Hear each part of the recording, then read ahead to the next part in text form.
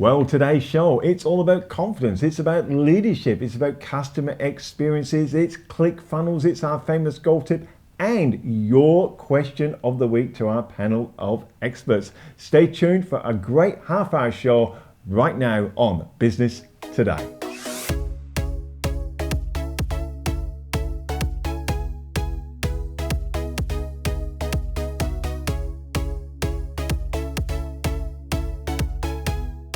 Well, what a show. We're talking about opportunities, ClickFunnels, leadership, and probably something that is really opportune at the moment, confidence, considering what's going on with the coronavirus.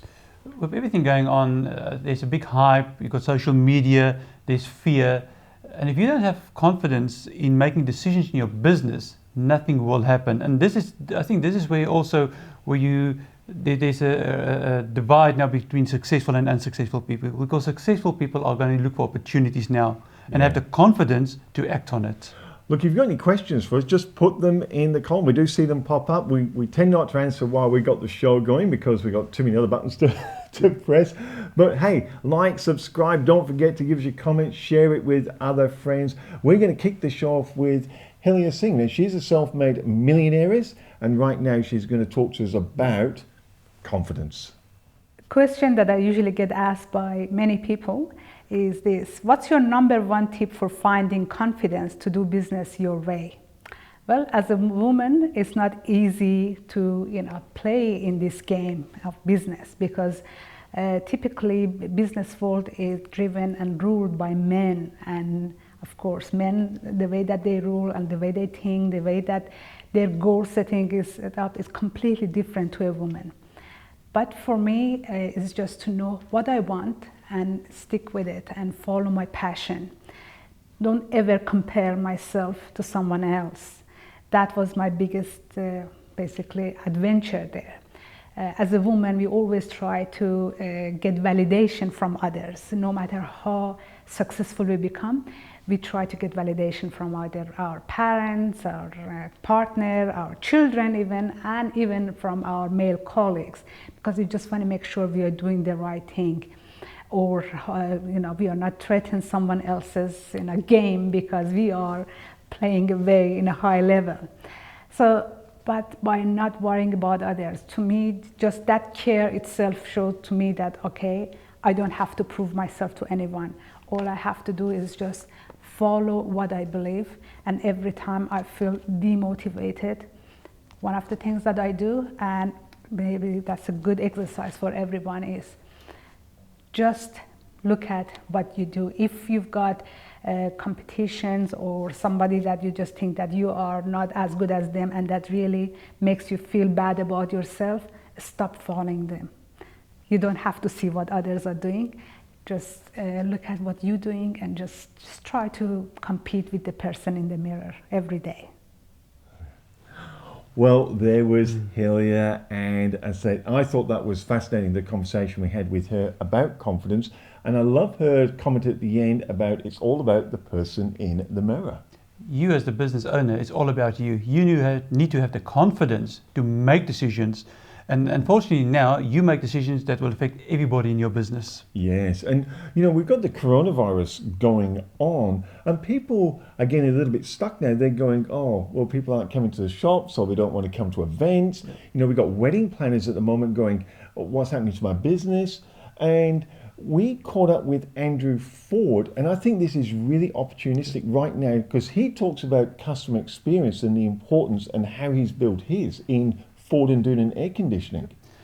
Your customer experience is everything because people will talk about it afterwards. And especially now, because things are going not your way, you will need to look for opportunities, have the confidence like what Hilya said, but then also now to give the customer the best experience ever. Well, here we are again with Andrew Ford, Ford and Doonan, air conditioning fame. And mate, one thing I really wanted to talk to you about today was you built your reputation on customer experience. And I think there's a few business owners just think they can just do the sale and then that's about it. But you went a little bit deeper. Yeah, I don't think anyone can just do what just do the sale anymore. I think the summary of this is we've got to exceed the customer's expectations.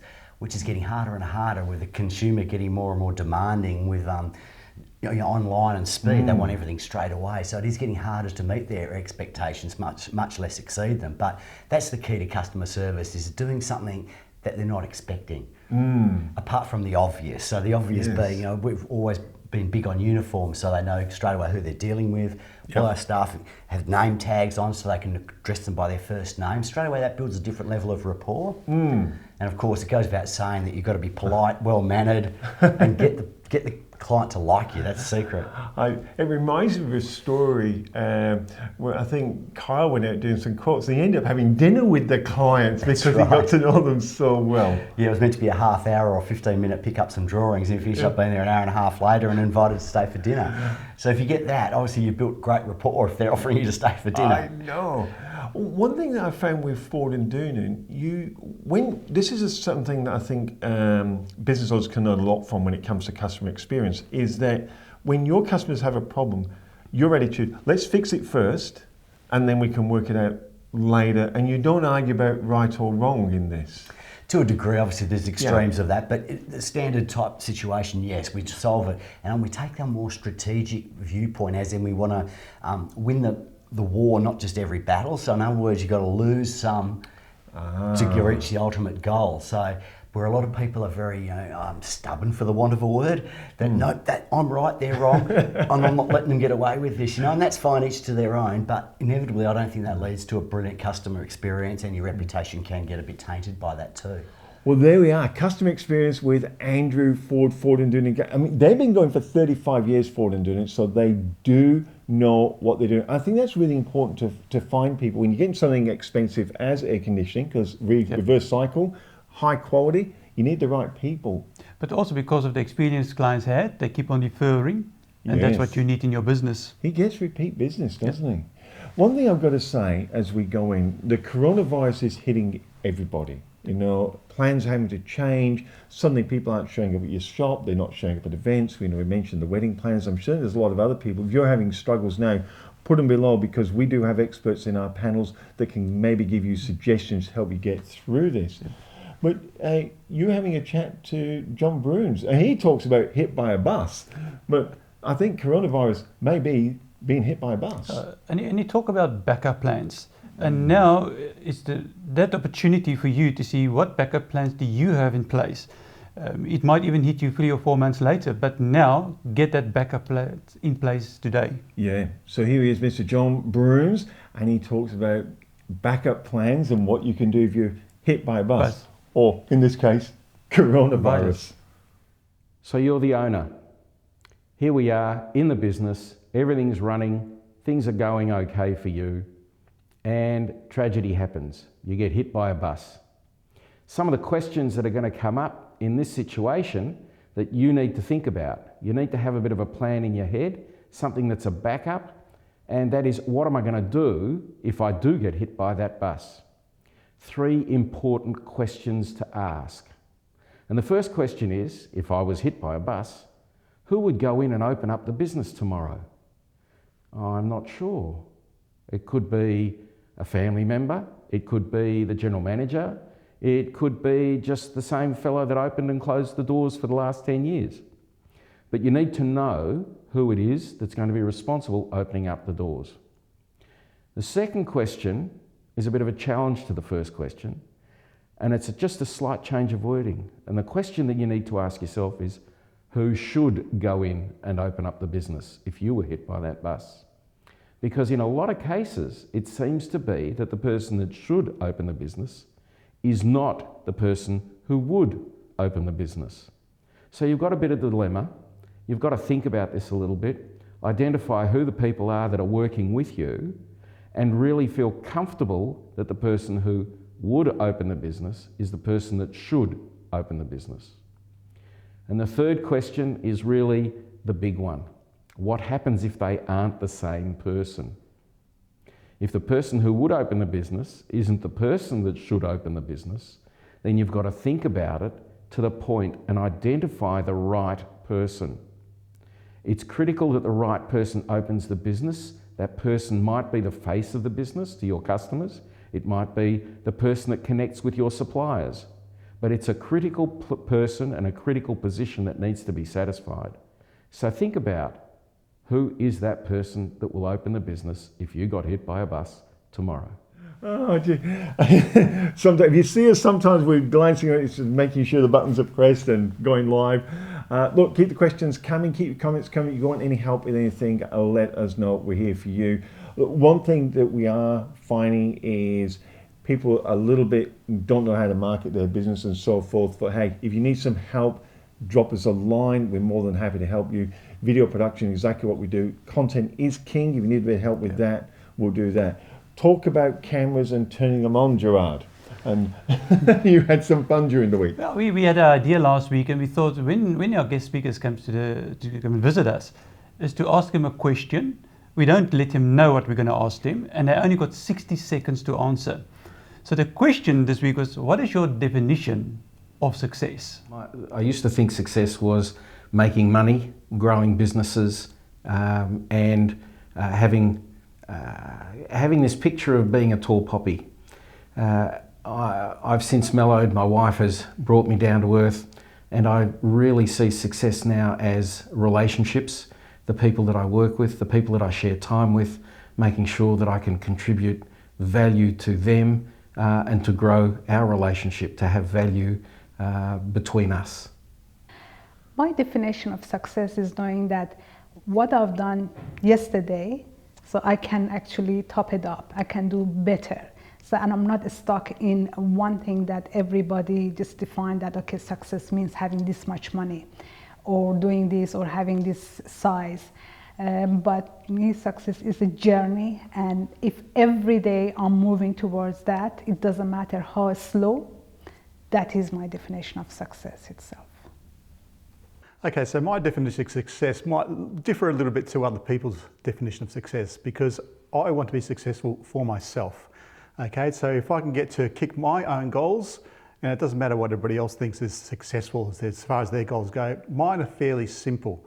I have achievable goals that I want to be able to get to some points in my life to make my life more comfortable. I don't need to be the richest person on the planet. I don't need to be a multi-billionaire, but hell, if I can make $1 million or two, I'll be happy as. For me, it's freedom and fun. It's basically just two words, just to really be allowed to do things that I love to do and have enough time for people I love and family. That's most important. Okay, well, success means different things to every individual, right? It generally means achieving your goals in life.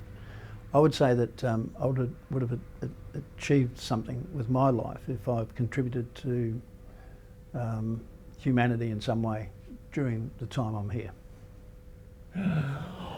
What fun you had. And you can see that these people were totally unprepared. Yeah. I found it really interesting, the commonalities between these millionaires, what their answers were, Gerard.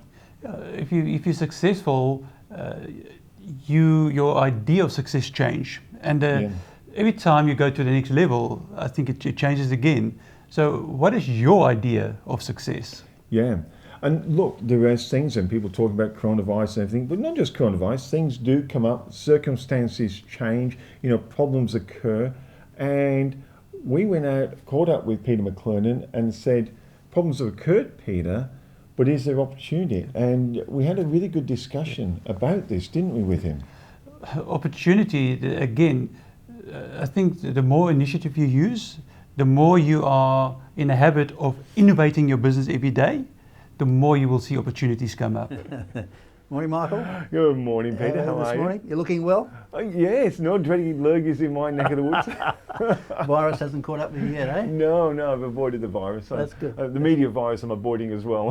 That's fine. But it's really interesting though, Peter. I mean, obviously this virus is, the coronavirus obviously we're talking about, is having some impacts on businesses, but it's also creating opportunities as well. And I thought you'd be a great person to speak to on this, because you're actually in business, dealing with businesses, and how this is probably a time you don't pull your head in, but you can actually take some advantages here. Yeah. Well, the effects on our business so far haven't been dramatic. As you say, we're dealing with other business all the time, not with individuals. So a lot of businesses have got reserves, and particularly larger businesses we deal with, they'll just get on with business basically with some interruption. So our customer base is probably going to carry on through this with some changes, I expect we're going to have the biggest effect on us will be a close down if and when it comes, which I expect, if it's going to come, will be within the next couple of weeks and probably last a couple of weeks. So what we've done to, so you might say, to react to the current situation, there's not a lot, but we've, for example, we've stopped trading on Saturdays. Over the last couple of weeks, foot traffic's died down a little bit anyway, so it really became less worthwhile as a customer service to open on Saturdays. We'll reopen again probably in a month or two once things have settled down a bit, Yeah. So that's one reaction. The other thing we're doing is watching the incentives that put out by the state and federal governments to assist small business. And I think the most worthy of those is actually the federal government's proposals, So from our point of view, one of the biggest ones is the $150,000 tax asset investment tax deduction that's offered by the federal government. So anybody investing up to $150,000 into business equipment plant, which is what we sell, office furniture, shelving, racking, shop fittings and so on. All of the things we sell are tax deductible for businesses. That'll create a great incentive for businesses that do have the capital and do have the reserves to purchase before 30th of June. So there's two parts to this, I suppose, then. The smaller businesses you're saying now can be having a look at not only how they can take advantage of this capital investment to get the tax write-offs, but if you're in business and selling to business, this is perhaps an area you can start to focus on, and then how you can deliver those products and services in the meantime so that people benefit all around. Yeah, well, we've shifted some more of our sales to online. That's because we're offering free delivery online to clients that purchase over $300 worth of stock or equipment. That's to make it less necessary for people to come into the store, So if they shop online, we'll deliver it free. So you've looked at an issue now that's created a problem and then found a solution that'd be attractive to your customers. Yeah. And I suppose that's good for businesses to look at. They look at what you're doing here at Business Base and go, that's quite interesting how you've shifted, and then not only just shifted out where you sell, but give an incentive to try and assist people as well, which obviously builds your brand and builds a reputation and keeps your cash flow going. Yeah, that's right. And I'm also looking there at the possibility of that close down, which means that we can continue to take orders and make sales online through that period. So we'll have someone operating at home, taking orders and making sure that deliveries are made as soon as this shutdown period finishes, which we hope would be sometime in mid-April, or to enable the May and June months, which are the prime months for businesses investing in the types of things that we sell. Hoping that by that time, things will be back to relative normality. Yeah. So if I was a business owner now, I'm probably going to be looking at, maybe I should catch up with my web developer to get my online store up to speed, offer some incentives, and start looking at that customer service like you guys are doing at Business Base in how to deliver the customer service online. So those that have that concern, you're alleviating it and taking advantage of these government write-offs as well. Well, see, a lot of these businesses will still be thinking about how they're going to spend that incentive, in May and June, during that period that they're at home. So, making plans, maybe looking at a fit out or refreshing the office or whatever. That they're able to work through those plans, contact us. We can give them information. They can come to a conclusion and place an order during that period of time for delivery in May and June. So the other thing we do is we do EDM, so we send out emails to our customer base, our client base on a regular basis. And at the moment, we're sending out information about that free delivery online, and also we'll start to send out more information about the government incentives in relation to tax deductions for investments in assets. Well, that was great catching up with Peter McLernon and showing you as circumstances change around, how you need to be adaptable. The opportunities, I think, is spotting them opportunities, how you can get in front of that curve.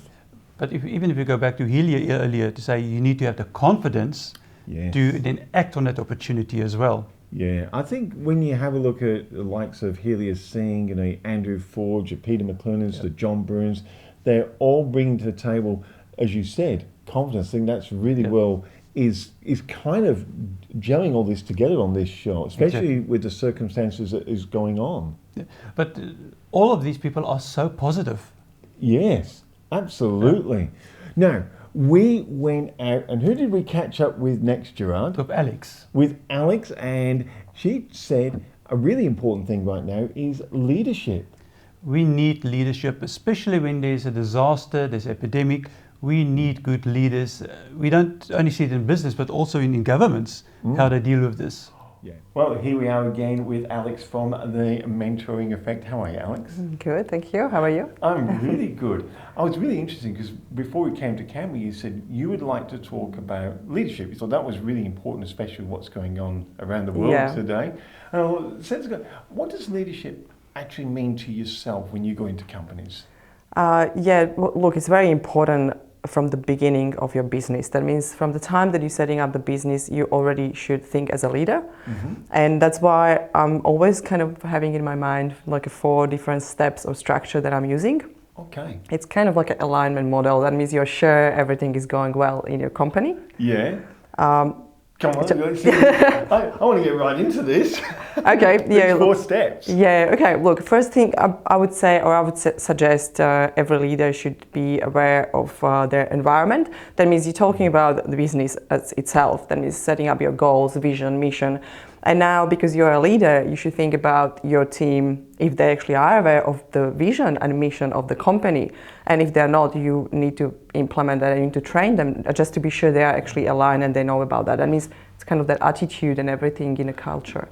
Just talking about that, do you find that like over time, sometimes if you don't, you do repeat this, do you find over time it kind of drifts out of the culture? People forget what it's about and like they're just too busy doing the business? Yes, of course, yeah. It's everybody says, you know, that's not important. Our vision, everybody has that, you know, and usually you put it on the wall. But I think it's kind of more, you're driving the, for example, if your vision is excellence in some kind of customer services, you're driving all trainings and all structure through the same things. That means you have kind of benchmarks and you're setting up the benchmark. They are very important, and if people are aware of them, they know what to do, and that's what you implement into structure. And basically you have processes and procedures in the company, and you know, people know how to answer the clients or customers or what to do, you know, step by step. I know it sounds overwhelming and too much, you know, bureaucracy. We want to avoid that. But one thing I do like about that, what you're talking about, is almost empowering the people in the company to make better decisions because they know what their decisions should align with. Yes, exactly. That's why you're setting up the values. For example, in one corporate, we have values as a teamwork.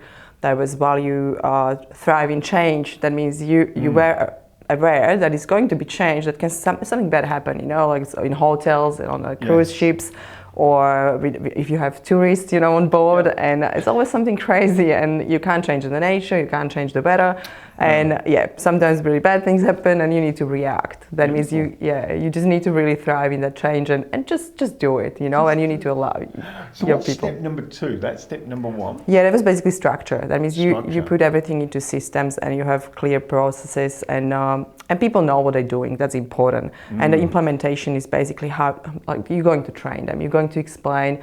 That means it's coming from the hiring session, I would say. That means you actually tell people first, like, okay, this is the company, you should expect that. We have these kind of values, and you're also choosing people based on values, not skills. That I think we talked about that before. Yes, we did. And people are the most important. That's in my structure. People are most important part. It's the 4th step, but it's most important in the company. When you're doing structure, and I'm conscious of your time, but when you're doing structure, do you incorporate the staff as well to help document that structure, get their input? How do you approach that? Yes, the great thing is because everybody has different skills. I'm pretty bad with writing this.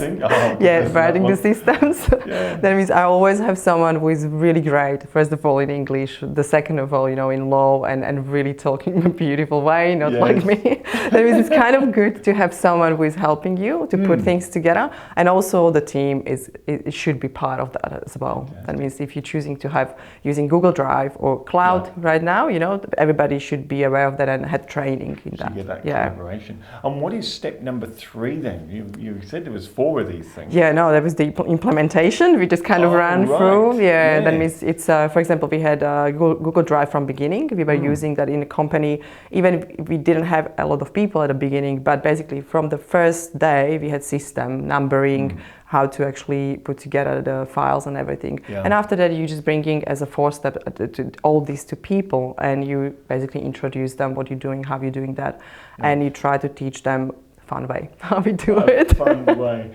When you wrap up leadership, and I know we're short for time, you're very busy, but if you're wrapping it up and someone said, look, I want to try and get some better leadership in my company, what would be your piece of advice to business owners looking on today? It will be, first of all, don't panic, just really calm down, sit down and think about what you want to achieve. That basically starting from the end point, what is your goal, what is your mission, and after that, how you want to do it, who you need to be, and really ask yourself questions. I think that's very important. Alex, the Mentoring Effect, it's been fantastic having you on the show again. Thank you very much. Thank you very much. Thanks.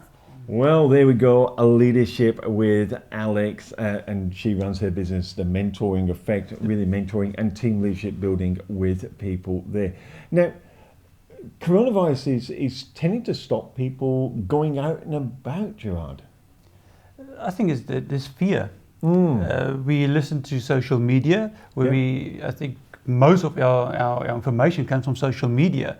Yes. And that's why I think the next topic is so important again. It's about talking about Facebook. Yeah, and how we can, if people aren't coming to us, how we can use Facebook to go to them. Exactly. And that's why, because Facebook changed their algorithm so much, it's important to speak to somebody that's an expert to tell you how to get your message out. Yes. And this week, what Ivor said he wanted to talk about was ClickFunnels. In other words, bringing the business to you. Even though the people may not physically be coming to you, how we can use ClickFunnels to actually bring the business to you, and using Facebook as the entry point for them. I found this very, very interesting.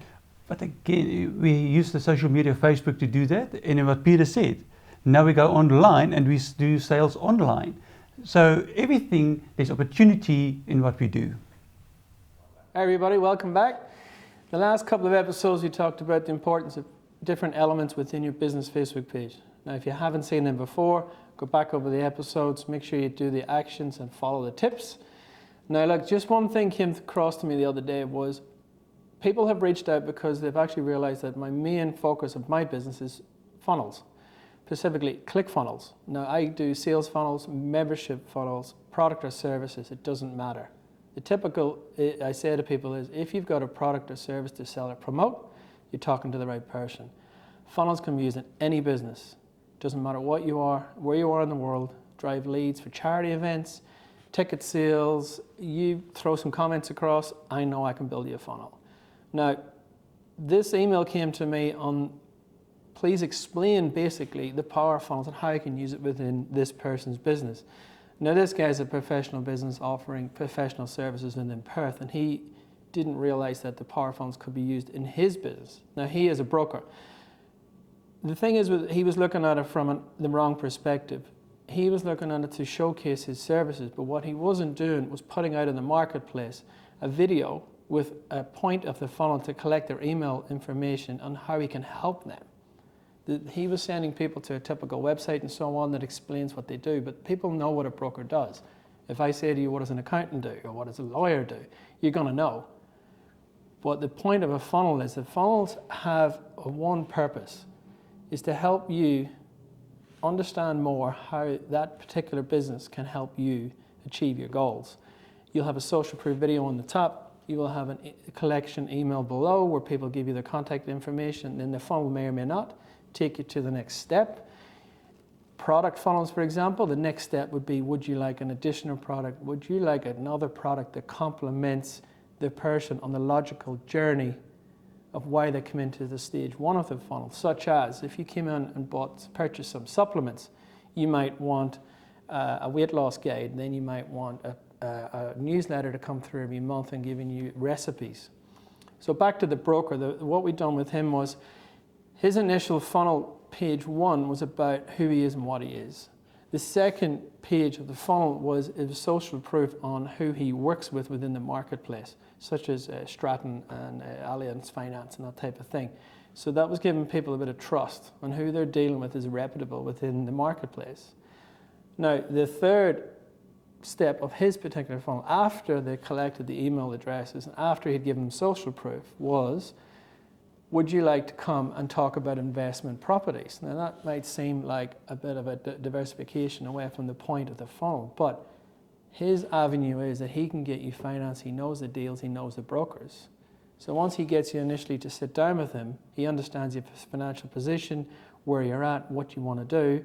Majority of the people that are seeking finance within his realm are trying to do asset finance or property finance. So he knows that majority of those people will be interested in probably adding to their product or their property portfolio in the future.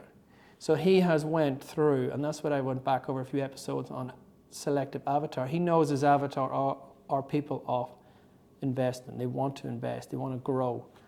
So that is the point of his funnel. Other funnels that we have done and other questions we have answered is a simple one-page testimonial, which is called a bridge page, which takes the person, puts a bit more trust behind their brand, takes them across to an existing shopping cart or an existing website to sign up. It's a simple one-pager.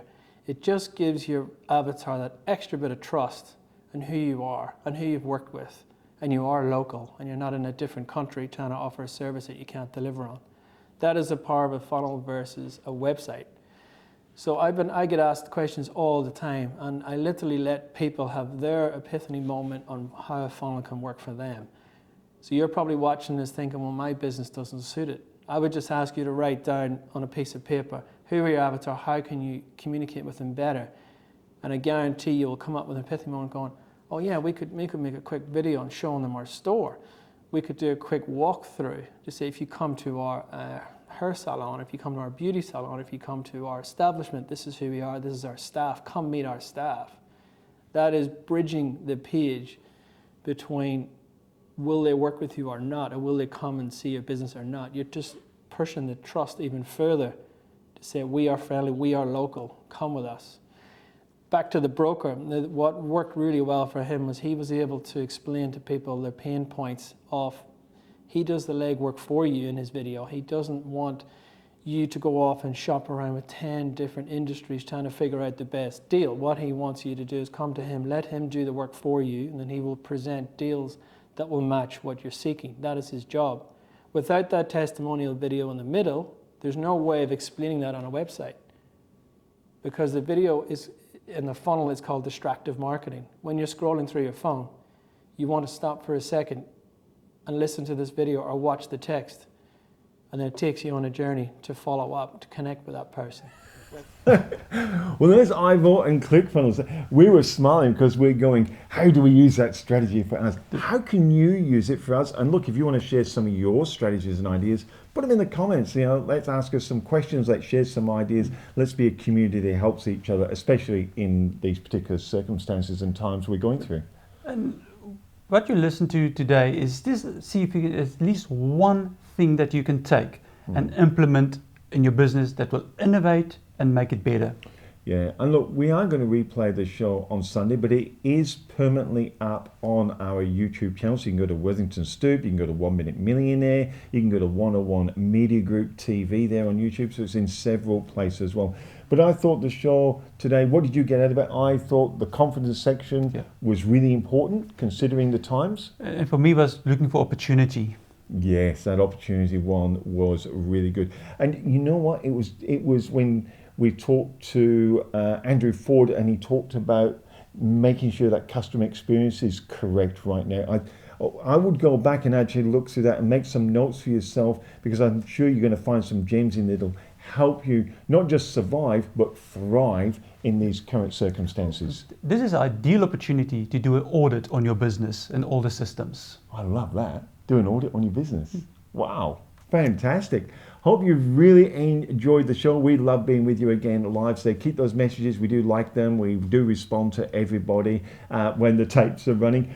Talking about tapes, I think we've reached about the end of the show, but we do have our golf tip.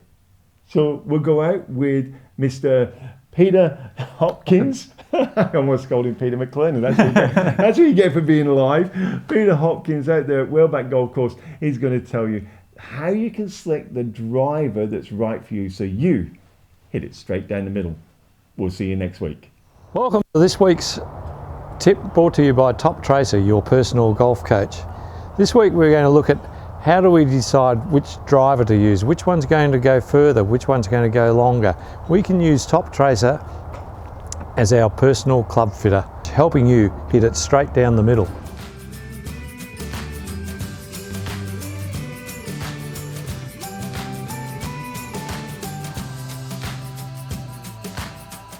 This week's tip brought to you by Top Tracer, your personal golf coach.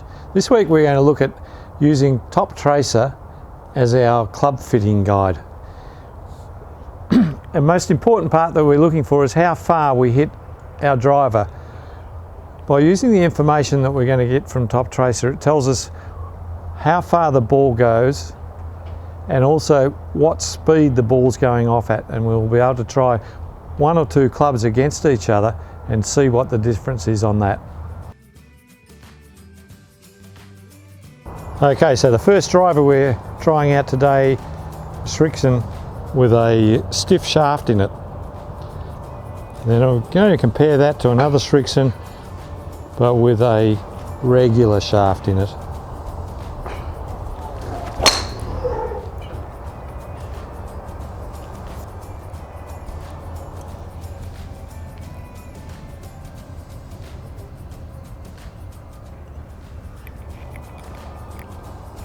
Second hit, let's see how we go.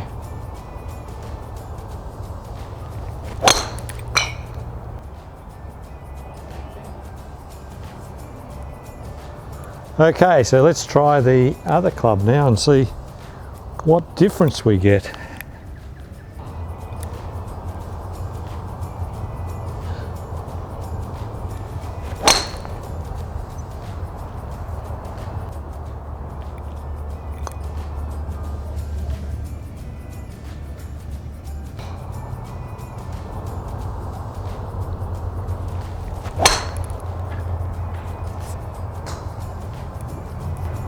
So if you're not happy with your current driver, come down to Whaleback, grab a couple of drivers, come out on the Top Tracer range and hit some shots, and you'll soon see which driver suits your swing the best so that you can hit it straight down the middle.